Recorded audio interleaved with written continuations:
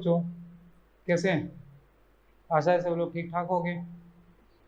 चलिए, तो आज जो हम लोग डिस्कशन करने जा रहे हैं वो है सीटेट का पेपर।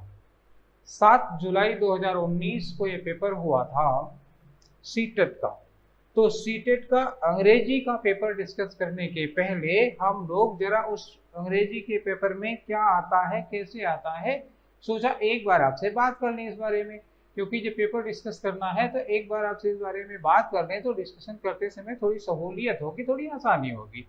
आइए हम लोग देखते हैं कि हमारा जो पेपर है आज का वो पेपर है सीटेट का। और ये सीटेट का पेपर कब हुआ था? 7 जुलाई 2019 को। आप लोगों में बहुत से लोगों ने ये पेपर दिया भी रहा होगा, अगर नहीं भी दिए हैं तो कोई बात नहीं है, ठीक है, आज पेपर दे लीजिए एक बार फिर। तो सीटेट का पेपर जब कोई लैंग्वेज का पेपर होता है, तो फिलहाल हम लोग तो अंग्रेजी की बात कर रहे हैं तो अंग्रेजी की ही बात करेंगे। चलिए, ये है लैंग्वेज अंग्रेजी का पेपर। तो जब यूपी टेट या किसी स्टेट टेट की बात होती है तो जनरली दिमाग में ये होता है कि जो अंग्रेजी है वो लैंग्वेज 2 होगी। होती है कि नहीं होती है? यूपी में अगर आप रहते हैं तो यूपी में रहते हैं तो यूपी की राज्यभाषा मातृभाषा दोनों क्या है? हिंदी है। ज़्यादातर लोग हिंदी बोलते हैं। तो जो यूपी टेट का पेपर होता है उसमें जो फर्स्ट लैंग्वेज होती है वो फर्स्ट लैंग्वेज हिंदी होती है, और जो सेकंड लैंग्वेज होती है वो अंग्रेजी या संस्कृत होती है, उर्दू भी हो सकती है, ठीक है। तो हिंदी भाषी क्षेत्र में फर्स्ट लैंग्वेज हिंदी होगी। लेकिन चूंकि सीटेट का पेपर ऑल इंडिया लेवल का होता है, ये सेंट्रल टेट है तो ऑल इंडिया लेवल का होता है। अब ऑल इंडिया लेवल का हो तो मान लीजिए तमिलनाडु में हो सकता है किसी बच्चे की फर्स्ट लैंग्वेज हिंदी ना हो, मान लीजिए कोई बच्चा केरल का हो, उसको हिंदी बहुत अच्छी मातृभाषा उसकी हिंदी ना रही हो, तो वो हिंदी तो फर्स्ट लैंग्वेज में नहीं रखेगा।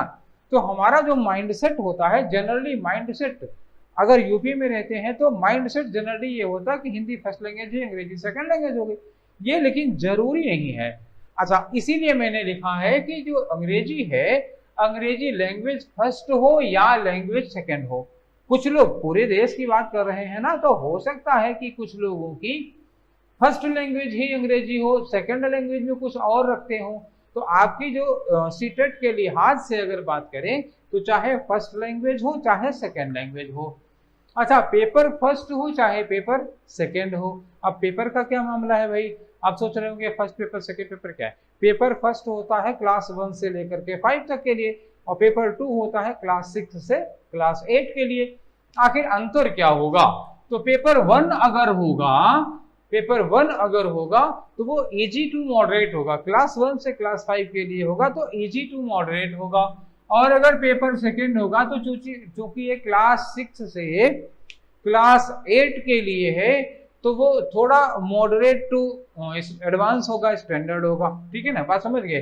तो पेपर 1 और पेपर 2 में क्या अंतर है? केवल इजी, मॉडरेट और स्टैंडर्ड का फर्क होता है। लैंग्वेज 1 और लैंग्वेज 2 में कोई अंतर नहीं होता है। सीटेट के सिलेबस में कोई फर्क नहीं होता है। पूरा देख डालिए, 4 के चारों का सिलेबस है हूबहू वही वर्ड लिखे हैं, सब कुछ वैसे ही लिखा है। डिफरेंस सिर्फ लेवल का है, सिलेबस में कोई नया टॉपिक नहीं है या कोई टॉपिक हटाया वटाया नहीं है, सारे टॉपिक वही हैं, ठीक है। तो हम लोग डिस्कशन कर रहे हैं किसका पेपर?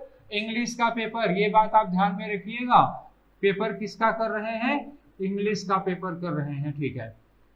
तो इंग्लिश का जो पेपर होता है तो इसमें 2 हिस्से होंगे। कुल पेपर कितने होंगे बच्चा?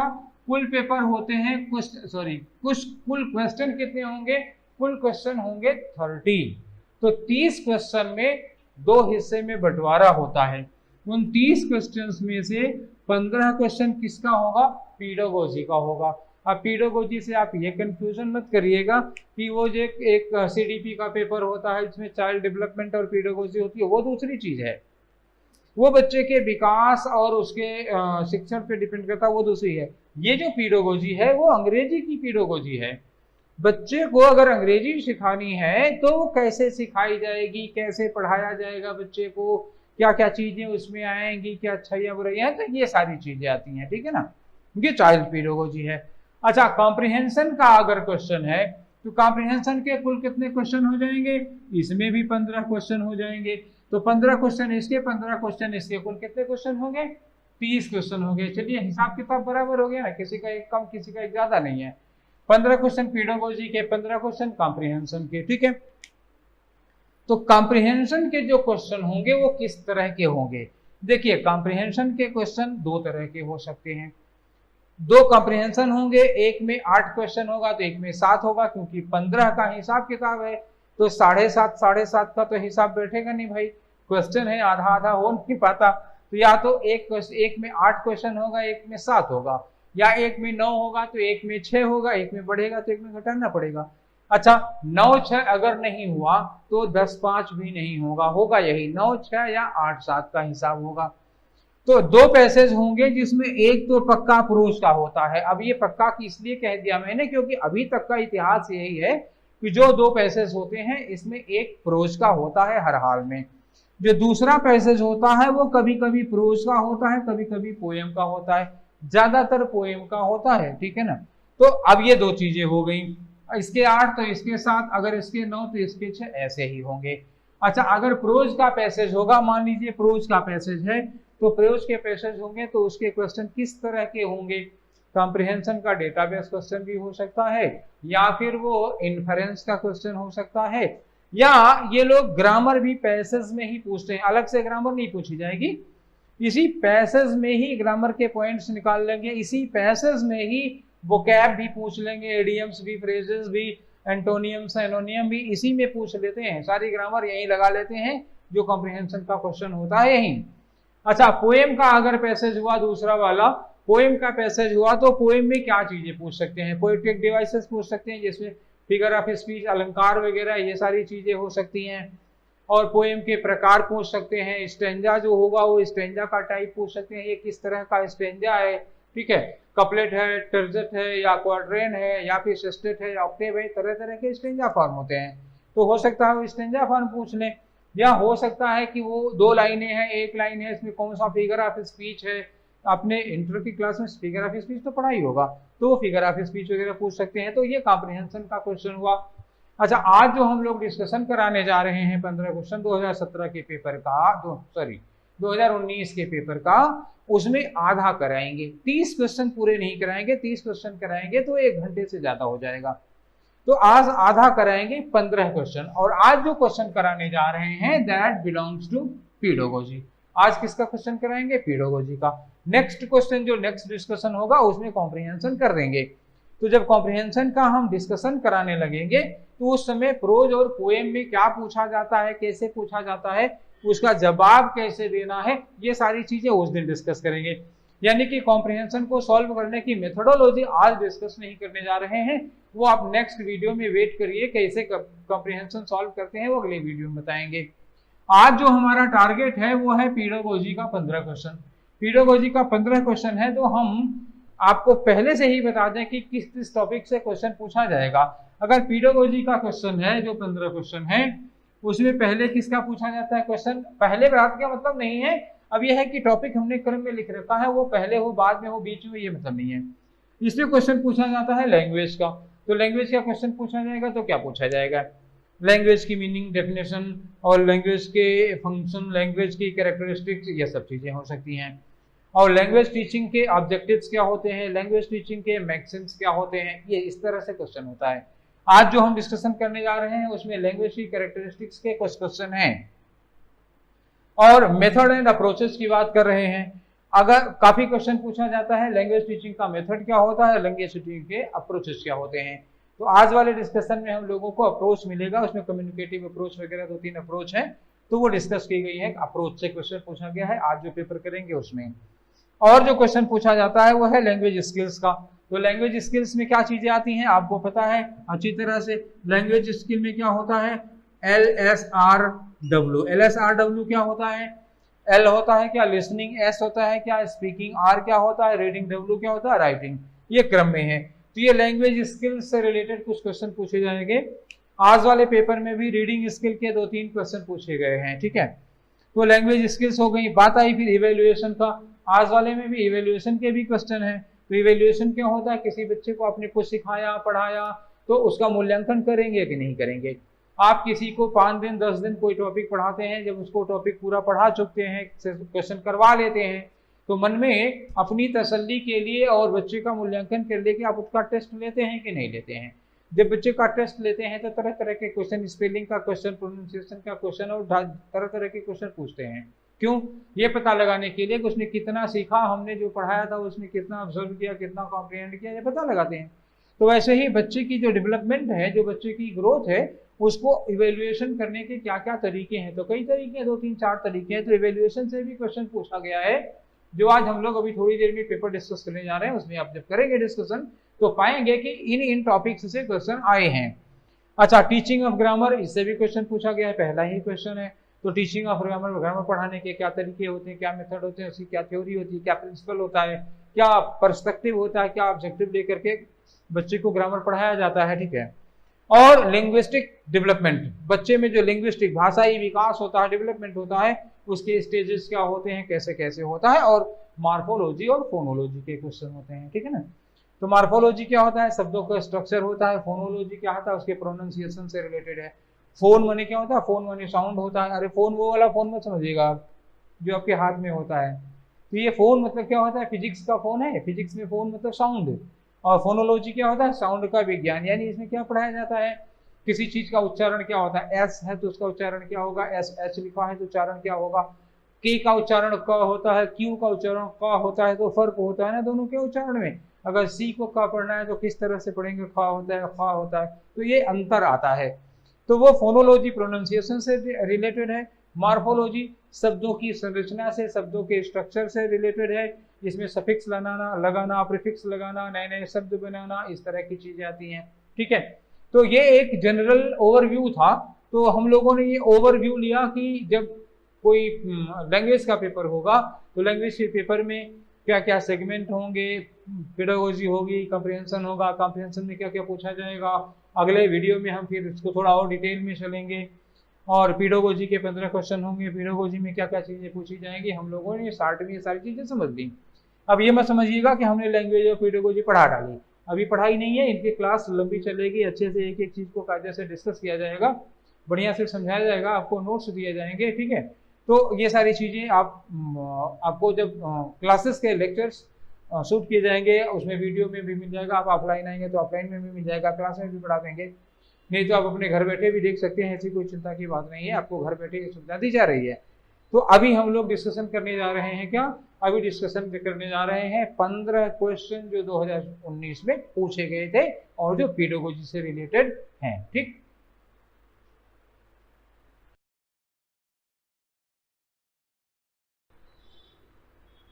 तो पेडागोजी के ये 15 क्वेश्चन आपके सामने हैं, जिसमें पहला क्वेश्चन आपकी स्क्रीन पर दिखाई दे रहा होगा।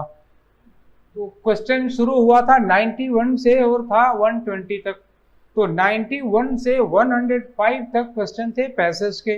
वो कॉम्प्रिहेंशन के क्वेश्चन अगले वीडियो में कराएंगे, थोड़ी देर पहले मैंने आपको बताया था। जो 15 क्वेश्चन पेडागोजी के हैं वो है क्वेश्चन नंबर 106 से लेकर के 102, मतलब 106 से लेकर के 120 तक।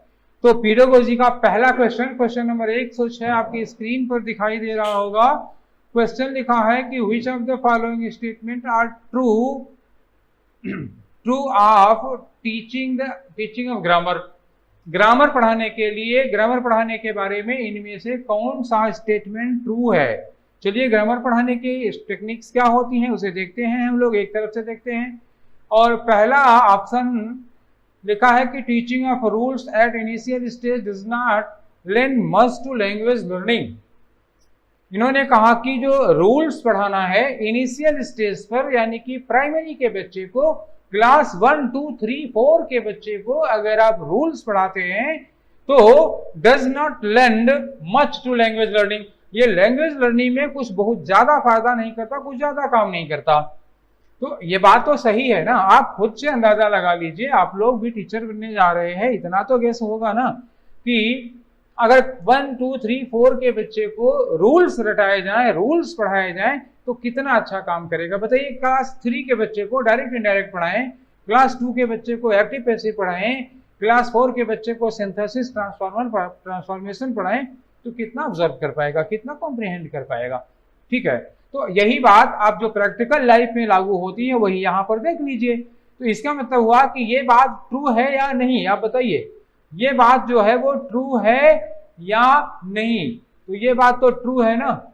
और पूछा क्या गया है question, which of the sentence are true, true पूछा है। और पहला सेंटेंस ए वाला क्या है, ए वाला ट्रू है, ठीक है ना, ए वाला ट्रू है। चलिए बी वाला देख लेते हैं, ए भी देख लेंगे तो हमारा सारा काम बन जाएगा। या ऐसे देख लेते हैं, ऑप्शन देख लीजिए, ऑप्शन पहला वाला देखिए ए एंड डी, तो पहले वाले के होने के चांस है। बी वाला दिया है, ऐसा दो कर लेते हैं तब देखते हैं। जो दूसरा वाला लिखा है कि rules of grammar are essential, क्या लिखा है, रूल्स ऑफ ग्रामर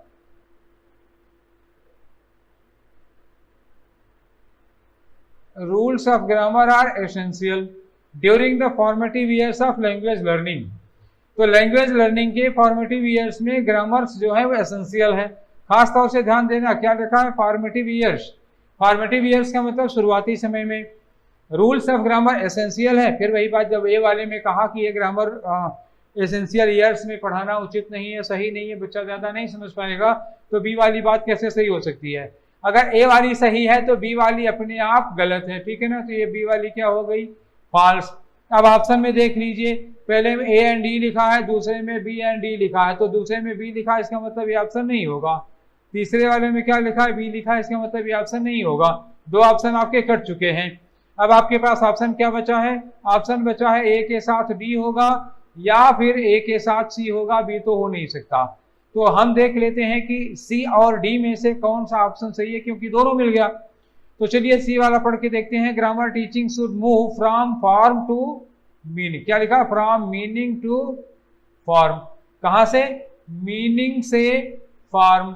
इन्होंने कहा जो टीचिंग है वो शुरू होनी चाहिए मीनिंग से फॉर्म की ओर। अब आप बताइए, पहले बच्चे को मीनिंग बताएंगे बाद में फॉर्म बताएंगे, या पहले फॉर्म बताएंगे बाद में मीनिंग बताएंगे। तो पहले तो आप सेंटेंस का स्ट्रक्चर बताएंगे ना बच्चे को, जैसे कहेंगे ये सब्जेक्ट है, ये वर्ब है, ये ऑब्जेक्ट है, ये मैनर है, ये प्लेस है, ये पर्पज है, ये टाइम है। एक सेंटेंस में जितनी भी चीजें होती हैं, सब्जेक्ट वर्ब ऑब्जेक्ट, फिर उनकी आप मीनिंग बताएंगे। मान लीजिए कहीं लिखा होता है एक सेंटेंस में कि he is an honest businessman, तो he is an honest businessman में आप उसको सब्जेक्ट वर्ब ये सब बताएंगे, तब तो ही की मीनिंग, इज की मीनिंग, ऑनेस्ट की मीनिंग और बिजनेसमैन की मीनिंग बताएंगे। तो पहले फॉर्म आता है बाद में मीनिंग आती है, पहले मीनिंग बाद में फॉर्म नहीं। क्या होगा, पहले आनी चाहिए, पहले आना चाहिए फॉर्म फर्स्ट है और मीनिंग क्या होगी, सेकंड है। तो फॉर्म पहले पढ़ाया जाना चाहिए, मीनिंग बाद में पढ़ाई जानी चाहिए। इसका मतलब जो सी वाला है वो क्या है, फॉल्स है, और डी वाला जो है वो क्या है, ट्रू है। तो हमें दो ऑप्शन मिल गए, कौन से ट्रू, एक ए वाला ट्रू मिला और एक डी वाला ट्रू मिला। तो हमारा ए और डी कौन सा ऑप्शन है, ए और डी का पहला वाला ऑप्शन है जिसमें ए और डी लगा हुआ है, यानी कि हमारा जो आंसर होगा वो कौन सा होगा, आंसर होगा 1। तो क्वेश्चन नंबर 106 106 नंबर वाले क्वेश्चन का आंसर हुआ ए, पहला वाला, ठीक है ना। तो ये हमारा एक क्वेश्चन हो गया। हम लोग क्वेश्चन आगे बढ़ते हैं।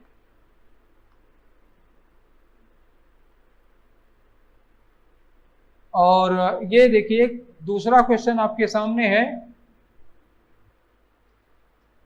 Question number 107। और क्वेश्चन नंबर 107 में लिखा हुआ, a teacher draws attention of learners to individual sound.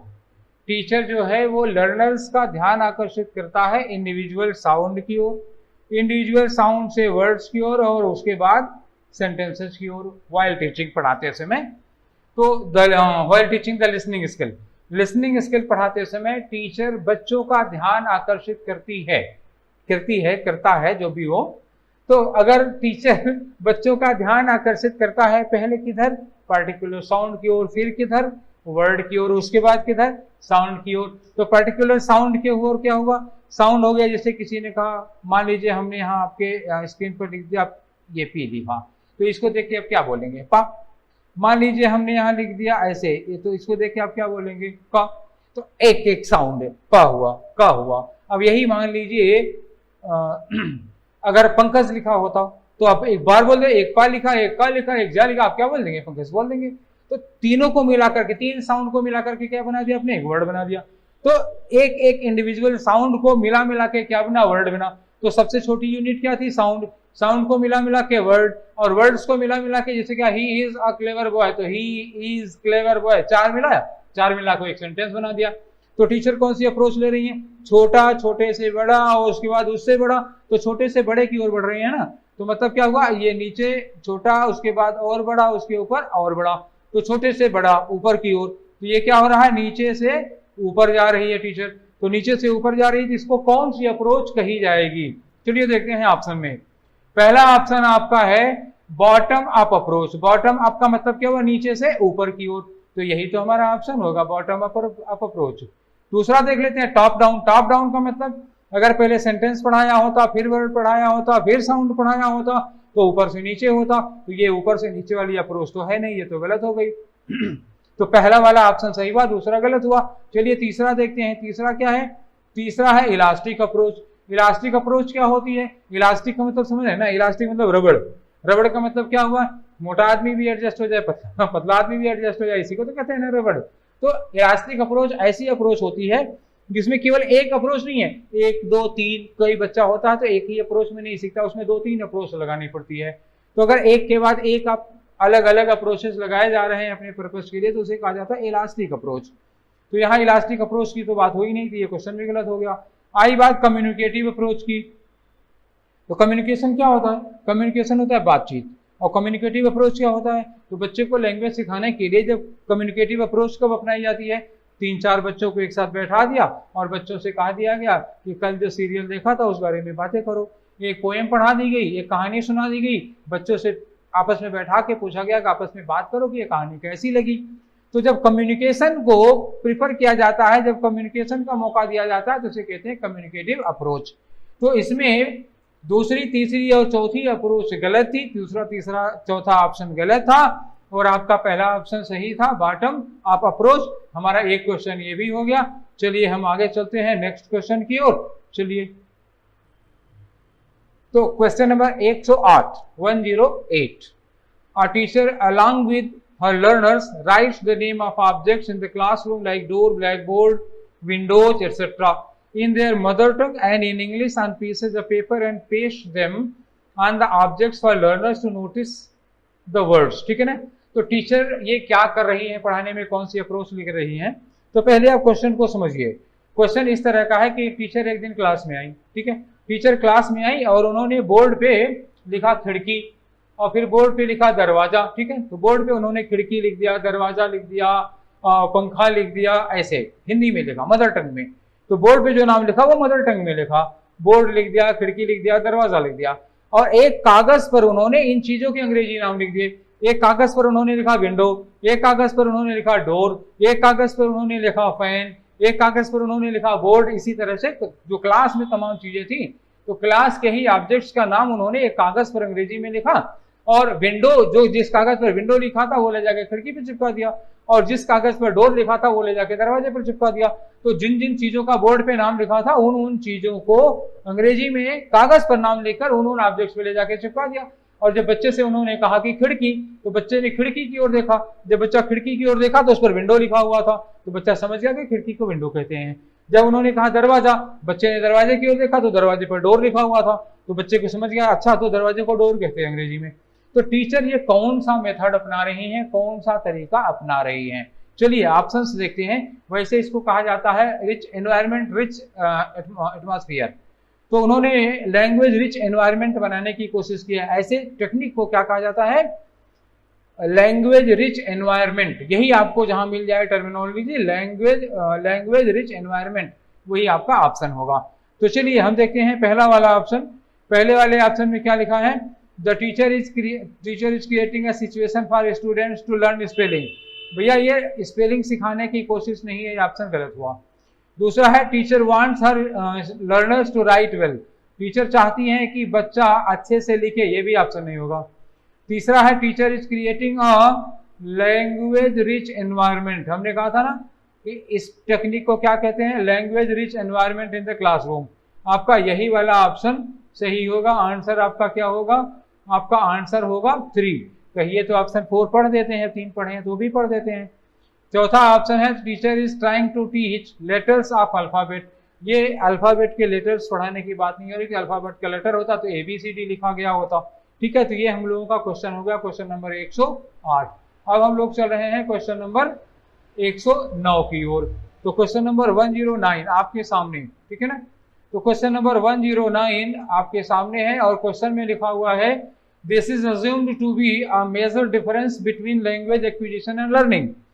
तो इसको लैंग्वेज एक्विजिशन और लर्निंग का एक मेजर डिफरेंस माना जाता है। आप एक बात पर बहुत ध्यान दीजिएगा, गौर करिएगा, क्वेश्चन में क्या लिखा हुआ है, अ मेजर डिफरेंस। क्या लिखा है, अ मेजर डिफरेंस।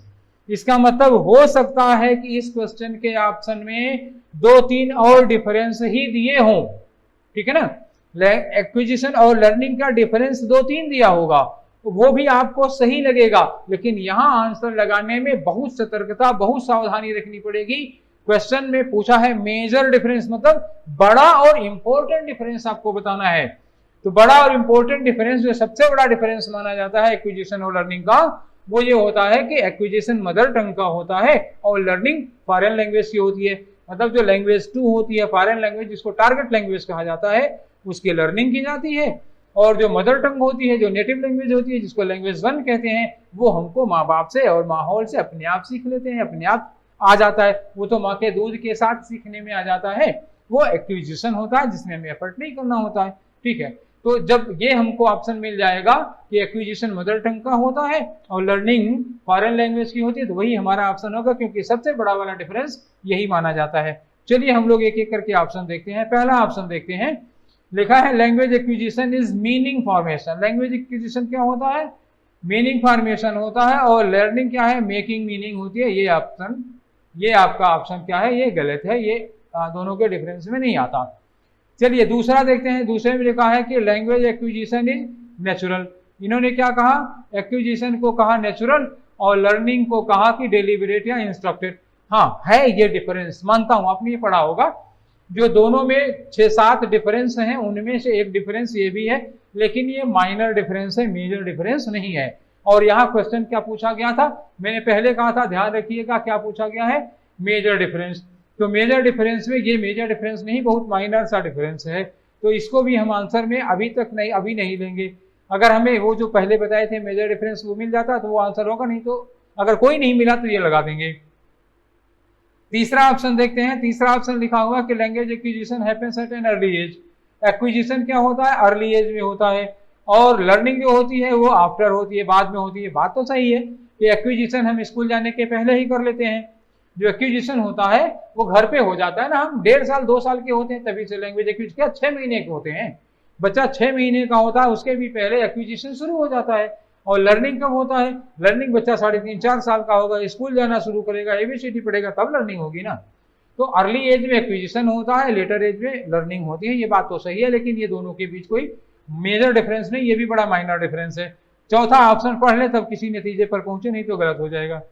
चौथा लिखा है language acquisition always happens in mother टंग। देखिए इन्होंने कहा कि एक्विजिशन जो होता है वो किस में होता है, मदर टंग में होता है, और जो लर्निंग होती है वो किस में होती है, सेकेंड लैंग्वेज में होती है।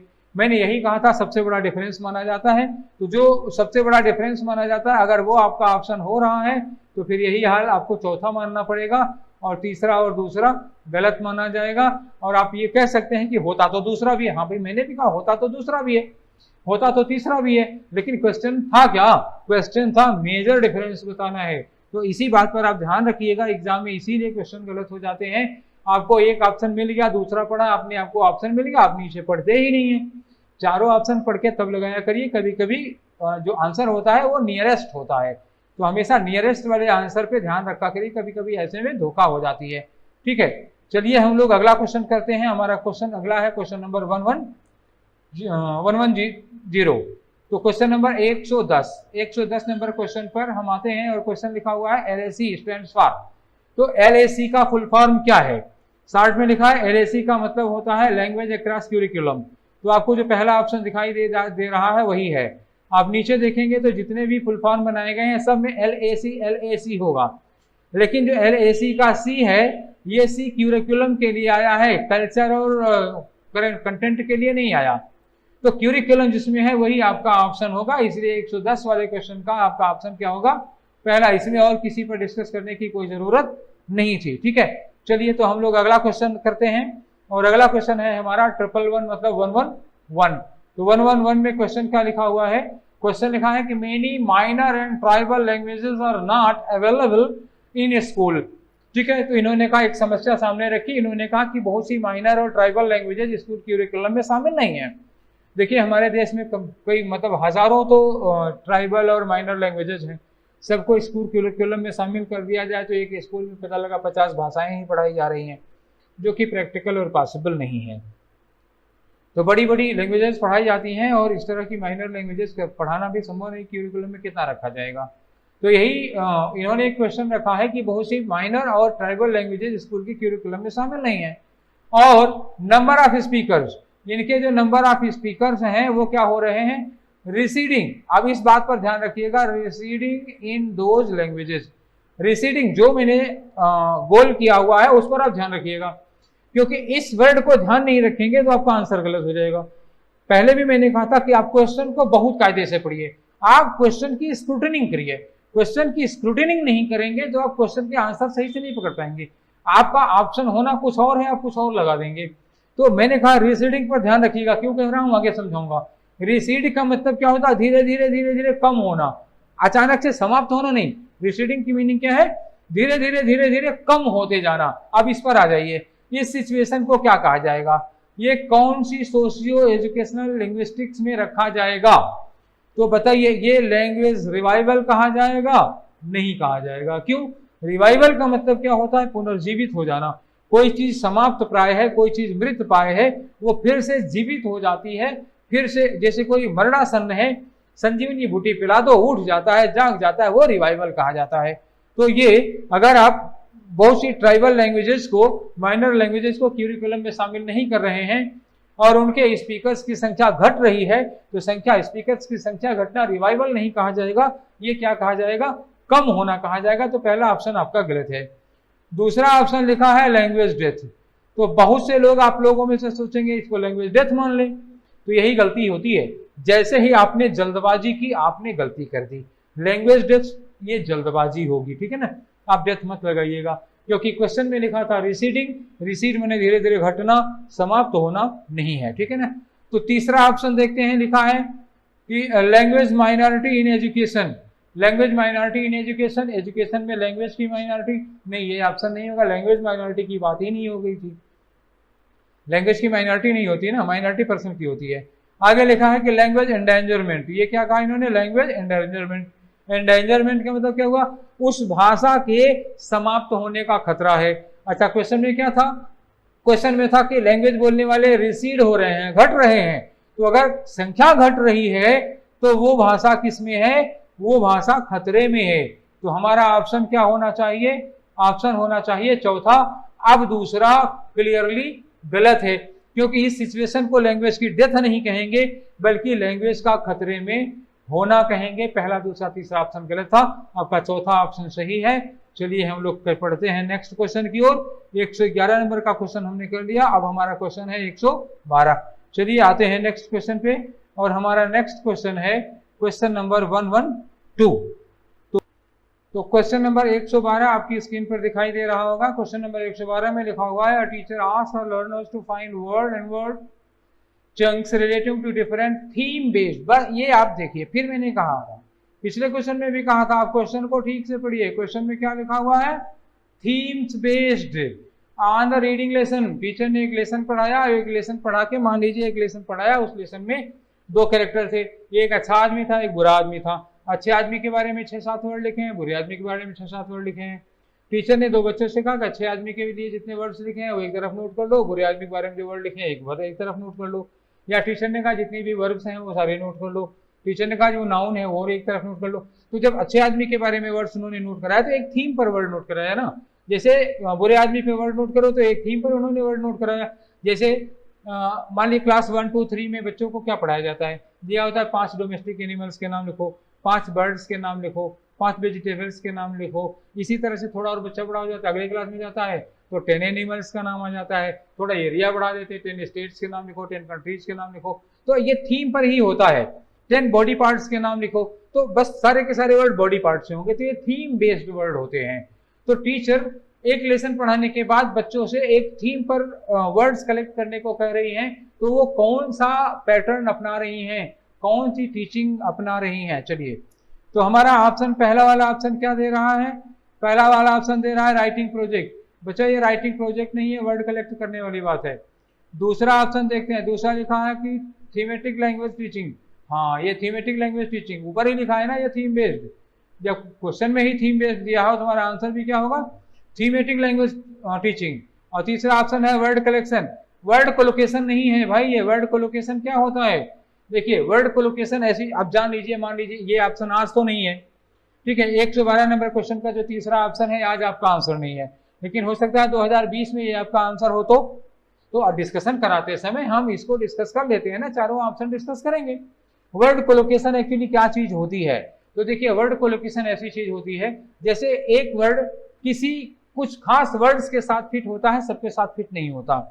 जैसे हम लोग जानते हैं कि एडजेक्टिव हम नाउन के पहले लगाते हैं, आप लोग भी जानते हैं, सब लोग जानते हैं। एडजेक्टिव कहाँ लगाया जाता है? नाउन के पहले लगाया जाता है। जैसे कहा गुड बॉय, ठीक है, क्लेवर बॉय, जैसे कहा ऑनेस्ट ऑफिसर, जैसे कहा इंटेलिजेंट स्टूडेंट। तो स्टूडेंट के पहले क्या लगा दिया? इंटेलिजेंट लगा दिया। अच्छा, अगर हम ये मान लीजिए लगाना चाह रहे हैं, जैसे हमने कहा कि कोर्स है, तो कोर्स भी तो नाउन है या लेसन है, एक लेसन है या क्वेश्चन है। तो एक क्वेश्चन है, तो क्वेश्चन के पहले क्या आप इंटेलिजेंट लगा लोगे? क्या आप बोल सकते हो इंटेलिजेंट क्वेश्चन? नहीं भाई, क्वेश्चन के लिए आप इंटेलिजेंट नहीं लगा सकते। क्या लगाएंगे क्वेश्चन के लिए? आप क्वेश्चन के लिए लगाएंगे डिफिकल्ट क्वेश्चन है, इजी क्वेश्चन है, इंपॉर्टेंट क्वेश्चन, ऐसे लगा सकते हैं ना।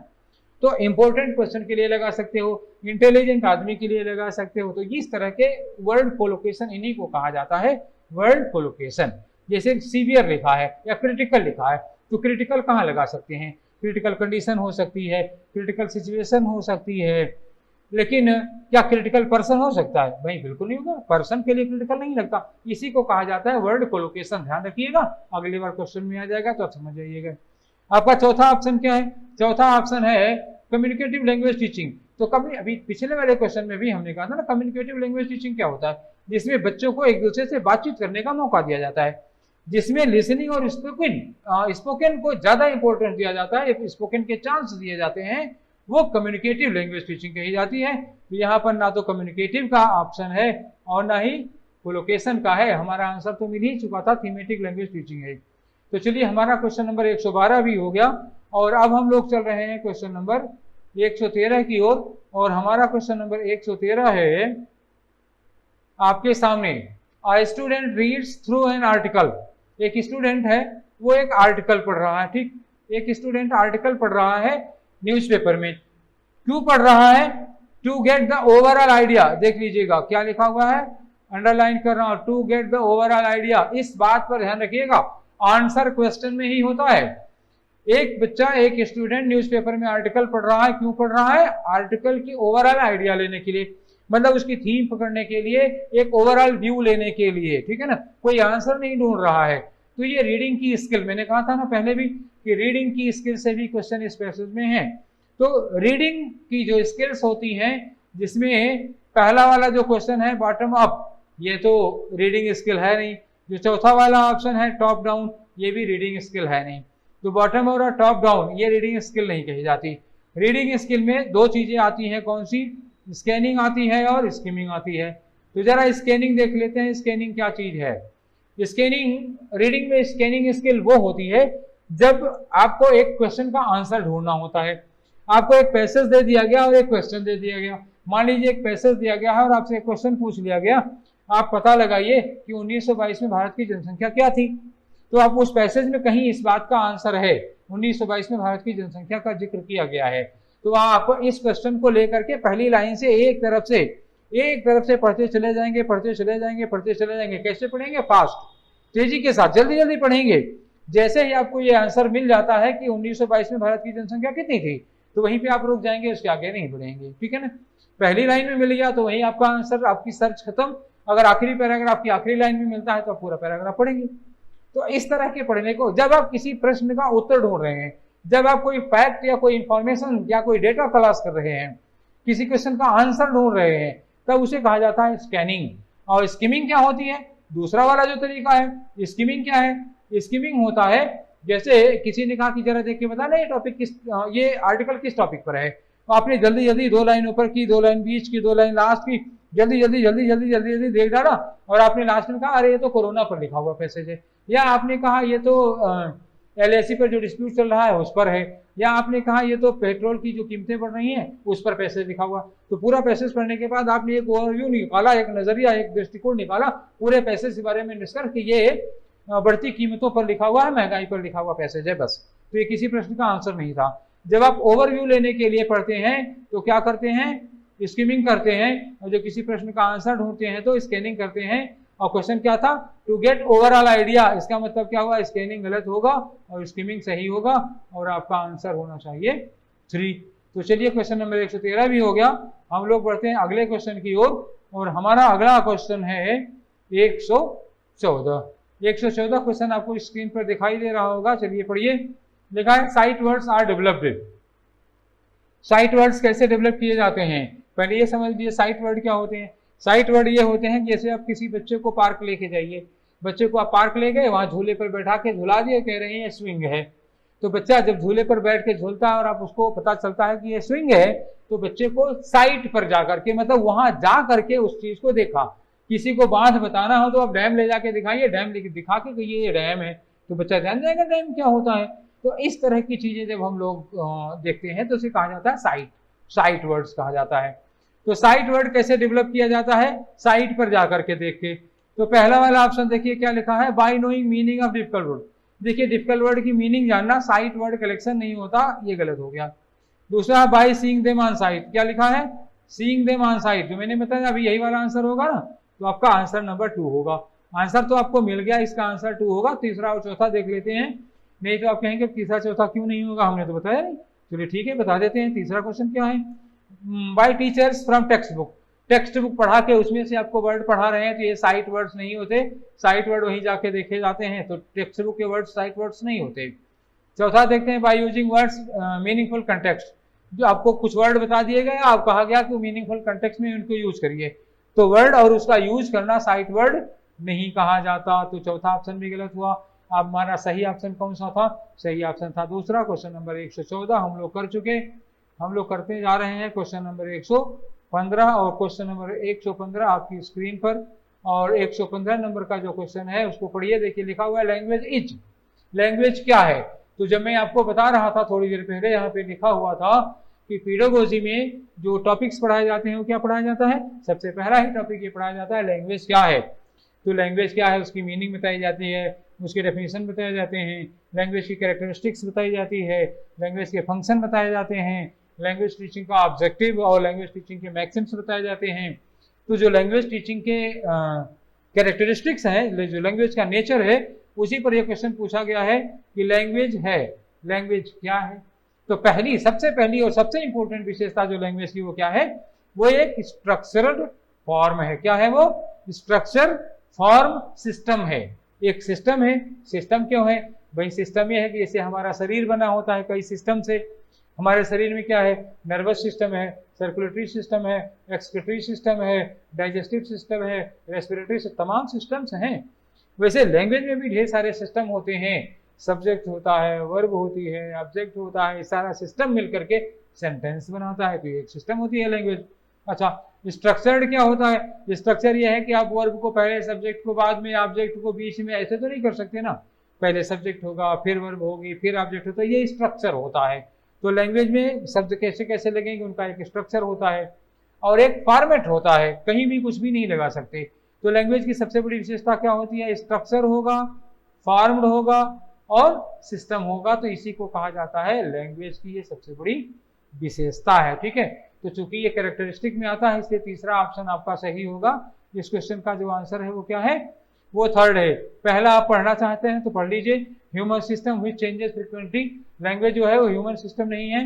दूसरा है रूल गवर्न सिस्टम। हाँ ठीक है, रूल से गवर्न होता है, लेकिन ये सरकार और सरकार का सिस्टम नहीं है, गवर्नमेंट। ग्रामर में रूल्स हैं, लैंग्वेज में रूल्स हैं, लेकिन ये विशेषता किसकी बनेगी, वो ग्रामर की बनेगी, लैंग्वेज की नहीं बनेगी। ठीक है, तो दूसरा ऑप्शन भी आपका गलत हो गया, पहला ऑप्शन भी गलत हो गया। चौथा है formation of words. Word formation को क्या कहते हैं, मार्फोलॉजी। ये क्या है, लैंग्वेज का एक पार्ट होता है, पूरा लैंग्वेज नहीं है ये। तो ये आपका चौथा ऑप्शन भी गलत हुआ। आपका 115 नंबर क्वेश्चन का जो ऑप्शन होगा वो क्या होगा, ऑप्शन नंबर 3। तो चलिए हम लोग क्वेश्चन नंबर 115 कर चुके, अगले क्वेश्चन की ओर आगे बढ़ते हैं। और हमारा अगला क्वेश्चन है क्वेश्चन नंबर 116। आपको स्क्रीन पर क्वेश्चन नंबर 116 दिखाई दे रहा होगा, आप हमारे साथ पढ़िए। लिखा हुआ है कॉम्प्रिहेंसिबल इनपुट क्या होता है। तो कॉम्प्रिहेंसिबल इनपुट किसने शुरू किया था, एक मिस्टर क्रेसान के, ठीक है। तो मिस्टर क्रेसाल ने 1985 में, आपके सामने लिखा दिखाई भी दे रहा होगा, इन्होंने कॉम्प्रिहेंसिबल इनपुट का कंसेप्ट दिया था। अब ये कॉम्प्रिहेंसिबल इनपुट का कंसेप्ट क्या था, उनका कंसेप्ट ये था कि किसी बच्चे को अगर कॉम्प्रिहेंशन सिखाना है, उसको लैंग्वेज लर्निंग में एक्सपर्ट करना है, कॉम्प्रिहेंशन समझने में एक्सपर्ट करना है, तो क्या करना चाहिए कि उस कैंडिडेट की, उस लर्नर की जो कैपेसिटी है, जो उसकी क्षमता है, उसकी क्षमता से थोड़ा सा एबव, उसको कॉम्प्रिहेंशन कैसे दिया जाए, उसकी क्षमता से थोड़ा एबव। जब क्षमता से थोड़ा एबव दिया जाएगा तो बच्चा उसके लिए एफर्ट करेगा, प्रयास करेगा, और उसकी जो क्षमता है वो धीरे धीरे धीरे धीरे आगे बढ़ेगी, ऊपर की ओर बढ़ेगी। ये था क्रेसान का कॉम्प्रिहेंसिबल इनपुट का कंसेप्ट। चलिए देखते हैं, जिसमें ये ऑप्शन मिल जाता है वही हमारा आंसर होगा। तो पहला ऑप्शन क्या लिखा हुआ है, enabling learners to read in many languages. भैया कॉम्प्रिहेंसिबल इनपुट मेनी लैंग्वेज सिखाने वाला कंसेप्ट नहीं था, ये गलत हो गया। दूसरा है enabling learners to comprehend ideas, learners को आइडियाज कॉम्प्रिहेंड करने की बात है। ये तो कॉम्प्रिहेंसिबल इनपुट नहीं होगा, कॉम्प्रिहेंशन का मतलब ये होता है आइडियाज को कॉम्प्रिहेंड करना, लेकिन कॉम्प्रिहेंसिबल इनपुट क्रेसान का ये नहीं था। तीसरा वाला देखिए क्या लिखा है, तीसरा वाला लिखा है कि exposing learners to language somewhat above their level, बच्चे को उसके लेवल से थोड़ा ऊपर, उसके लेवल से थोड़ा बढ़ के लैंग्वेज के आगे एक्सपोज करना है ताकि उसकी क्षमता बढ़े। तो हमारा यही आंसर होगा। एक इत्तेफाक की बात है कि लगातार कई ऑप्शन 3 हो रहे हैं। तो चौथा हमारा ऑप्शन मिल गया, चौथा भी गलत ही है कि ये पढ़ देते हैं कि exposing learners to language below their level. Comprehensible input में बिलो लेवल की कोई बात ही नहीं थी। तो आपका पहला, दूसरा और चौथा गलत है, आपका आंसर होना चाहिए तीसरा। तो चलिए हमारा क्वेश्चन नंबर 115 भी हो गया। अब हम लोग क्वेश्चन करने जा रहे हैं 116 हो गया, सॉरी 117। तो क्वेश्चन नंबर 117 आपकी स्क्रीन पर दिखाई दे रहा होगा, एक्सटेंसिव रीडिंग। तो देखिए रीडिंग का एक क्वेश्चन पहले आ चुका था, ऑप्शन में था क्या था, स्किमिंग और स्कैनिंग में बता चुका आपको। अब आया एक्सटेंसिव रीडिंग क्या है, ये भी रीडिंग स्किल का ही क्वेश्चन है। तो एक्सटेंसिव रीडिंग क्या है, तो एक्सटेंसिव रीडिंग बेटा ये होती है जब हम किसी टेक्स्ट को पढ़ते हैं, किसके लिए, एंजॉय, प्लेजर या एंटरटेनमेंट के लिए। एक एक लाइन का अर्थ, एक एक वर्ड का अर्थ नहीं निकालते हैं। एस्से पढ़ते हैं तो क्या करते हैं, जब आप कोई एस्से पढ़ते हैं तो एक एक वर्ड, एक एक लाइन का मतलब निकालते हैं, क्योंकि उसमें एक एक लाइन में बड़ी बड़ी बात होती है। लेकिन जब आप कहानी पढ़ रहे होते हैं, जब आप कोई कहानी पढ़ रहे होते हैं तो कहानी में हर वर्ड की मीनिंग और हर लाइन की मीनिंग आए ऐसा जरूरी नहीं होता।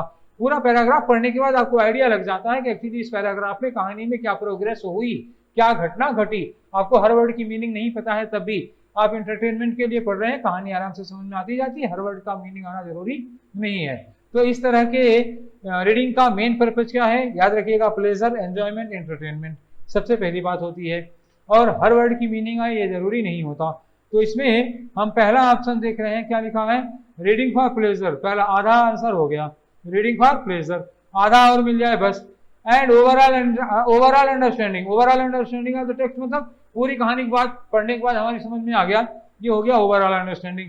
तो ये पूरा का पूरा, इसके दोनों 50% पहले 50% बाद में, एंड के पहले 50% सही हो गया, एंड के बाद 50% सही हो गया, हमारा आंसर पहला होगा।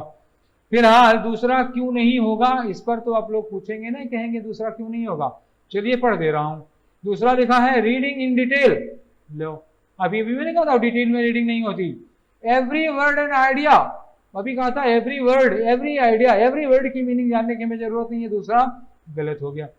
तीसरा है रीडिंग फॉर फैक्ट्स, फैक्ट्स के लिए पढ़ना क्या कहा था, थोड़ी देर पहले एक क्वेश्चन आया था, मैंने कहा था कोई फैक्ट ढूंढने के लिए पढ़ रहे हैं तो क्या है, स्कैनिंग है। और reading to write, reading to write ये क्या हो जाएगा, वो स्किमिंग में आ जाएगा, या फिर ये अलग तरह के पढ़ना है।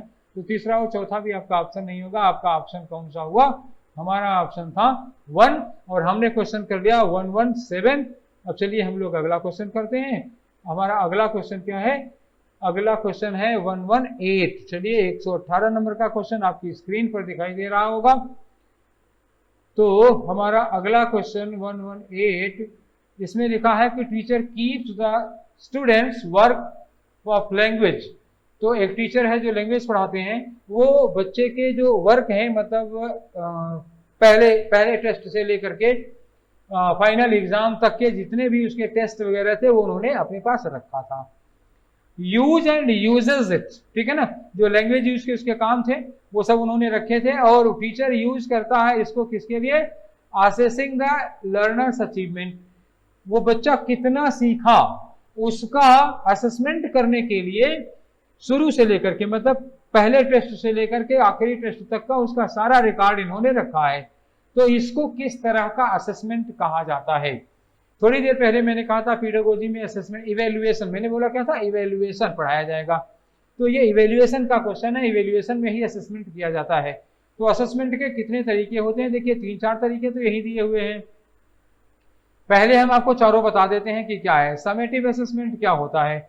समेटिव असेसमेंट होता है जब आप साल भर पढ़ाई करते हैं, पहला टेस्ट आपका कितना भी खराब गया, दूसरा तीसरा हाफ ईयरली सब खराब गए, कोई बात नहीं है, सब में किसी तरह से आप पास हो गए। लेकिन जो फाइनल एग्जाम हुआ था, फाइनल एग्जाम में आपकी बहुत अच्छी परफॉर्मेंस थी, तो हर आदमी आपके कहा आप बड़े अच्छे स्टूडेंट है, बड़े अच्छे, सब लोग तारीफ किए। अगर किसी बच्चे का असेसमेंट एक एग्जाम, फाइनल एक एग्जाम पर आप उसका असेसमेंट करते हैं, साल भर की उसकी परफॉर्मेंस को ध्यान नहीं रखते हैं, तो उसे कहा जाता है समेटिव असेसमेंट। दूसरा है पोर्टफोलियो असेसमेंट। पोर्टफोलियो असेसमेंट में बच्चा अपनी साल भर की रिपोर्ट को खुद नोट करके रखता है और वो अपना इवेल्युएशन खुद, ये होता है सेल्फ असेसमेंट, सेल्फ वैल्यूएशन। बच्चा खुद अपना वैल्यूएशन करता है कि हमारी क्या चीज कमी थी, क्या इंप्रूव हुई, क्या गड़बड़ हुई, हमें क्या करना है। और तीसरा है डायग्नोस्टिक टेस्ट। डायग्नोस्टिक टेस्ट क्या चीज होती है? जब आपको कोई आपकी तबीयत खराब होती है तो आप कहाँ जाते हैं? डॉक्टर के यहाँ जाते हैं। डॉक्टर कहता है कि ब्लड टेस्ट करवा लाइए, आप ब्लड टेस्ट करवा के लाते हैं, रिपोर्ट सारी नॉर्मल होती है।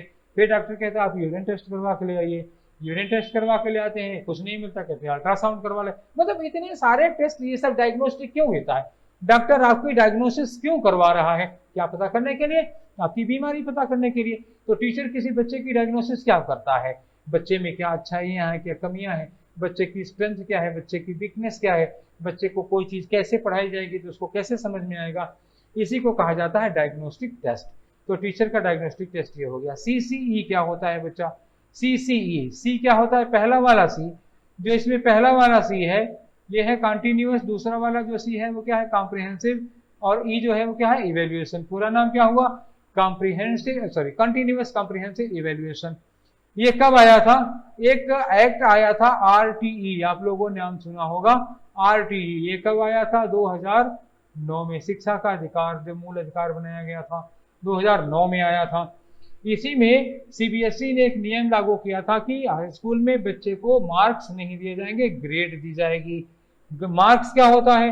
मार्क्स साल भर में एक एग्जाम हो जाता है, लास्ट में उसी पर बच्चे को मार्क्स दे दिया जाता है।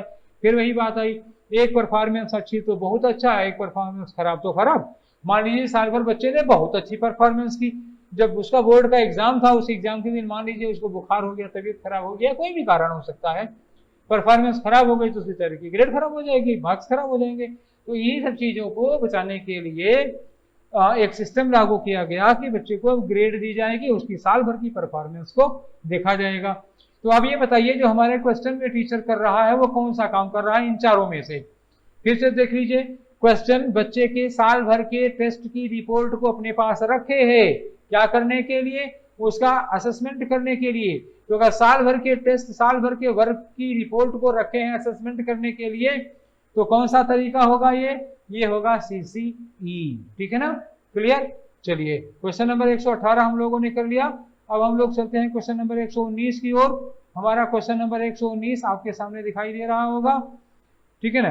तो क्वेश्चन नंबर 119 स्क्रीन पर पढ़िए आप तब तक। क्वेश्चन नंबर 119 में लिखा है कि a teacher brought real life objects. क्या लिखा लेके आती है टीचर? Real life object. इसको क्या कहा जाता है? रियलिया, रियल लाइफ ऑब्जेक्ट। जैसे कोई टीचर क्लास में आए, तो टीचर क्लास में आई, क्लास में पहुंचे, उन्होंने अपना बैग खोला, एक चम्मच निकाल के रखा। एक कलछुल निकाल के रखी, अब टीचर कलछुल लेके क्लास में नहीं आती, उदाहरण दे रहा हूँ, एक चिमटा निकाल के रखा उन्होंने, बेलन नहीं, ठीक है, नहीं बच्चे डर जाए, और बाउल एक निकाल के रखा। तो ऐसे ही 3-4 चीजें उन्होंने निकाल के मेज पर रखी। बच्चे से कहा, एक चिमटा दिखाया, चिमटा दिखा के टीचर ने कहा, बच्चा इस चिमटे पर, इस टॉम पर 4 सेंटेंस लिखो। तो बच्चे ने तो घर में चिमटा देखा ही है, बच्चे ने देखा है कि मम्मी चिमटे से रोटी सेकती हैं और क्या क्या काम करती हैं, तो चिमटे से भगोना भी पकड़ लेती हैं। तो इस तरह की चीजें, कभी मान लीजिए काकरोच आ गया तो काकरोच के लिए भी शुरू इस्तेमाल हो जाता है चिमटा।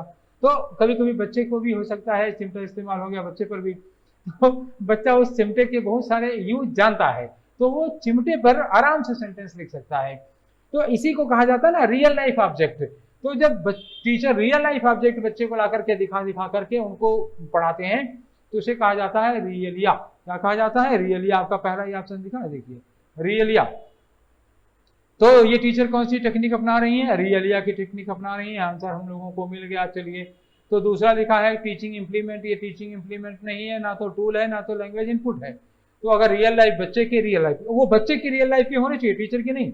बच्चे की रियल लाइफ से जुड़ी हुई चीजें, बैट है, बॉल है, इस तरह की चीजें ले आके, लूडो है, ये बच्चे को अगर दिखाया जाता है, उस पर लिखने को कहा जाता है, बच्चा आराम से समझ जाता है। इस टेक्निक को कहते हैं रियलिया। चलिए, हमारा क्वेश्चन नंबर 119 भी हो गया। तो अब हम लोग क्वेश्चन बढ़ते हैं। एक क्वेश्चन और बचा है, क्वेश्चन नंबर 120 उल्टा बोल दिया, 120। और ये हमारा आज के डिस्कशन का आखिरी क्वेश्चन है। आखिरी क्वेश्चन में लिखा है कि mother tongue based multilingualism advocates that. Mother tongue based multilingualism क्या होता है? अब आप इस बात को समझ लीजिए। पहले समझ जाइए मल्टीलिंगुअलिज्म क्या है। मल्टीलिंगुअलिज्म का मतलब हुआ एक भाषा तो नहीं, वो तो मोनोलिंगुअलिज्म हो जाएगा। मोनोलिंगुअलिज्म, दो भाषा होगी तो बाइलिंगुअलिज्म। मल्टी लिखा है तो इसका मतलब क्या हुआ? मल्टी का मतलब मोर देन टू। मल्टी मतलब मोर देन टू। तो मदर टंग पर बेस्ड, बच्चे की मातृभाषा उसकी मदर टंग पर बेस्ड, मदर टंग के आधार पर जब उसको मोर देन 2 लैंग्वेजेस सिखाई जाती हैं। बच्चा मदर टंग तो घर से सीख के जाता है, स्कूल में उसको एक लैंग्वेज सिखाई जाएगी, फिर उसके बाद एक लैंग्वेज और सिखाई जाएगी। उस सिचुएशन को कहते हैं मदर टंग बेस्ड मल्टीलिंगुअलिज्म। अब आपको टर्मिनोलॉजी समझ में आ गई, तो चलिए आंसर ढूंढ लेते हैं। तो पहला ऑप्शन क्या है? Learners learn their mother tongue, Hindi and English. बच्चा सीखता है, learn mother tongue.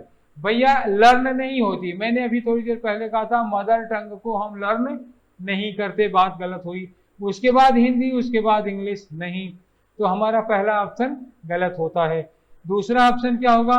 All learners learn in mother tongue only in primary school. इन्होंने कहा कि सारे लर्नर्स मदर टंग में केवल प्राइमरी स्कूल में सीखते हैं। क्यों भैया? प्राइमरी स्कूल के ऊपर जाते हैं मदर टंग में नहीं सीखते। ये भी ऑप्शन गलत हो गया। चलिए, दोनों गलत हो गया। तीसरा देखते हैं क्या लिखा इन्होंने। Learners begin their schooling in mother tongue. बहुत सही बात कही इन्होंने, ये बात तो सही है कि learners begin their schooling in mother tongue, हम स्कूलिंग मदर टंग में शुरू करते हैं, बिल्कुल सही बात है। और move on to add, and move on to add many sets, लिखा एटलीस्ट 2। मदर टंग से शुरू करते हैं और उसके बाद मदर टंग के बाद एक, एक के बाद 2, एटलीस्ट 2। देखिए ब्रैकेट में लिखा हुआ है एटलीस्ट 2। मदर टंग से शुरू करते हैं और कम से कम 2 भाषाएं सीखते हैं। यही तो था मदर टंग बेस्ड मल्टीलिंगुअलिज्म। तो हमें हमारा आंसर मिल गया, हो गया हमारा काम खत्म। तो हमारा आंसर क्या होगा? आंसर हमारा हुआ 3। आप चाहें तो चौथा वाला ऑप्शन पढ़ देता हूं। लिखा है learners begin with their state language. इसमें स्टेट लैंग्वेज की बात नहीं हुई, बिगिन करेंगे मदर टंग से, स्टेट लैंग्वेज से नहीं शुरू करेंगे। चौथा भी गलत हो गए ना। आपके 15 क्वेश्चन डिस्कस, 15 क्वेश्चन के चारों ऑप्शन। मैंने डिस्कशन में केवल क्वेश्चन का आंसर नहीं बताया है। आगे जितने भी डिस्कशन होंगे सब इसी तरह के होंगे। आपको हो सकता है ये लगे कि टाइम ज़्यादा लगा, लेकिन अगर आपका जितना टाइम लगा उसमें आप बेनिफिट को जोड़ लेते हैं तो टाइम ज़्यादा नहीं लगा। क्योंकि इन 15 क्वेश्चन में 4 ऑप्शन डिस्कस किए, तो आप सोच लीजिए कि कितने क्वेश्चन हो गए। 15 × 4 = 60। तो करीब 60 चीज़ें हम लोगों ने डिस्कस की हैं। तो अगला जो डिस्कशन हमारा होगा वो इसी वाले पेपर का जो 15 क्वेश्चन कॉम्प्रिहेंशन का छूटा है वो होगा। फिर एक डिस्कशन करेंगे। Till then take care, thank you.